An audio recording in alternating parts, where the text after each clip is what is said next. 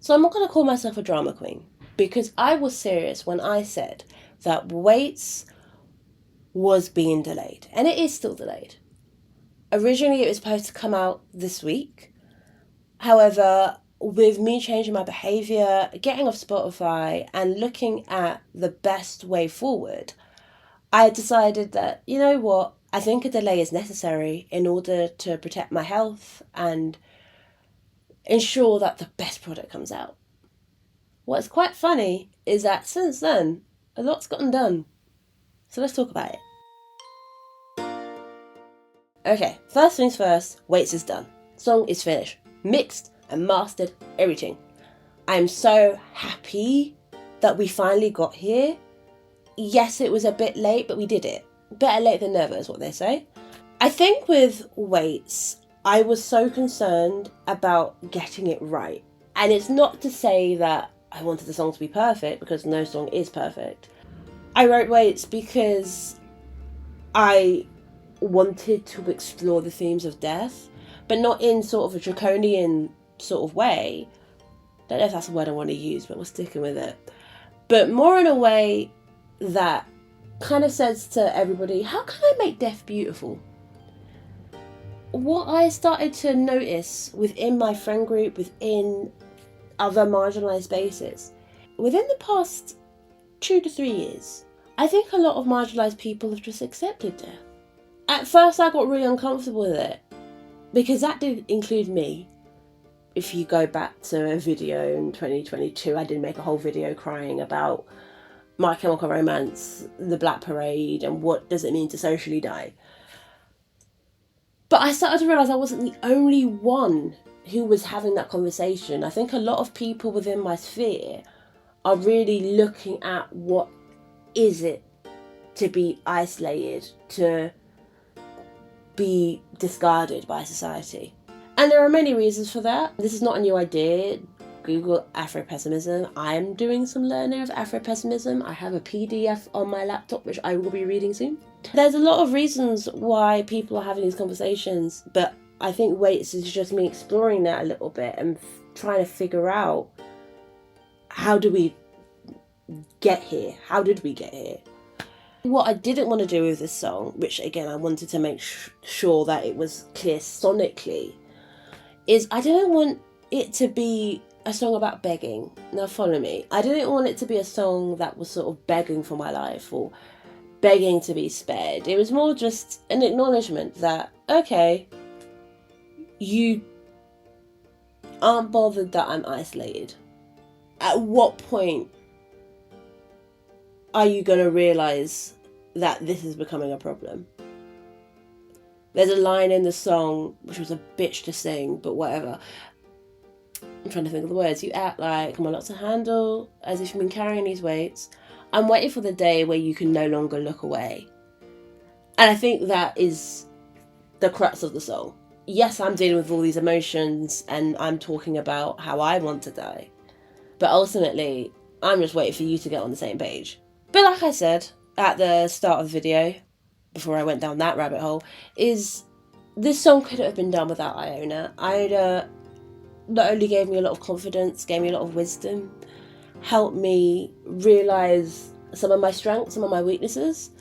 One of my strengths is I'm actually pretty good at arranging a song. Apart from a few bits here and there, I wrote the whole thing. Apart from Key Sauce's flute, which was sick, okay? When you are someone who doesn't have access to grant money like that, I don't have access to a team, I don't have access to spaces, producers, all that lot. Finding someone that just believes in you, believes in your idea, and is like, okay, cool, let's go for it. It's such a godsend, because I think what I needed after all of that, after all of my soul searching and talking, yapping to you lot, I think I just realised I needed someone to believe in me and say, okay, no, I think you're on the right track. And that in itself has helped this mixtape take shape, because just through one very long conversation, we figured out the narrative of the mixtape, we figured out, okay, what things are going to sound like, who's going to do what. And it just means that things are getting done. Now, I'm not going to say the mixtape is going to be done by the end of the year or even by like tomorrow.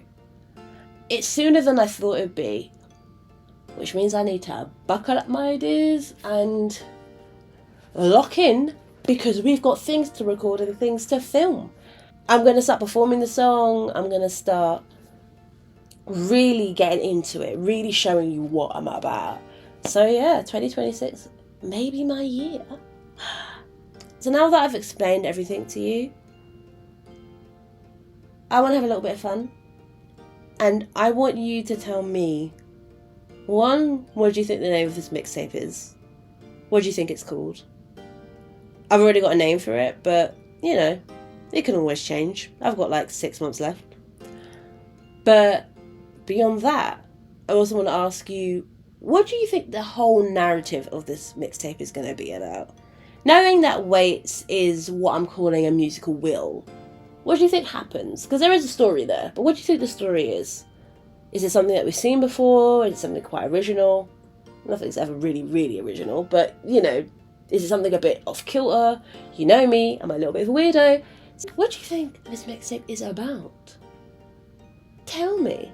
Lastly, because we are locking in, I have put my first performance of the year. Which is nuts to think, because it's November, but I really took this year off because I really needed to ensure my health was in the right place, as well as just wanting to perform songs. I think during the summer I got a little bit lost and I had a bit of a family emergency, so I had to deal with that first. I'm performing at a drag night. It's called Frizz Drag Night because it's full of Negroes, it's full of niggas, and I'm so happy because I love performing with other black people because we just get it, especially other queer black people, because we just get it.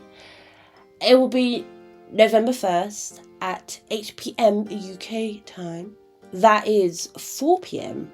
Eastern Standard Time. And please do not ask me about other time zones because I don't know. You're going to have to guess. If you can't figure it out and you can't make it because it's Saturday, I will be doing a dry run rehearsal of the whole performance. That will be the setup, me doing my makeup, me explaining each song to you, me practicing, and then me recording it, and then also me taking it down. I'll be doing the whole thing on camera. If you want to be a part of that, you have to stay for the whole thing because it is a dry rehearsal, and I will be taking breaks myself. Make sure you tune in, YouTube, October 25th, 4 p.m. UK time to 7 p.m. UK time. That may be shorter because I may get things done quicker. It may be longer because I may fall asleep. Who knows? Just know that will be happening 4 p.m. UK time, and the actual performance will be the 1st of November, 8 p.m. UK time. I think the last thing I want to say is just thank you. Thank you for sticking with me, rocking with me. I think, like I said in the last video about Spotify, is I am trying to detune myself from algorithmic gratification, i.e. loads of people are watching this video, oh my god. I just care about the art. The art is the focus here. It's not about trying to get vlogs out all the time, blah blah blah. It is about the art first and foremost, and I had to remind myself of that. As we're getting to the end of the year, we're getting to 2026, what I'm starting to recognise is actually each platform just needs to be about the art. And it needs to be about me. The focus needs to be about that. Thank you for sticking with me. Thank you for rocking with me. Let's figure it out. I've got a music video to record. I have my week cut out for me. But yeah, I hope I can see you soon.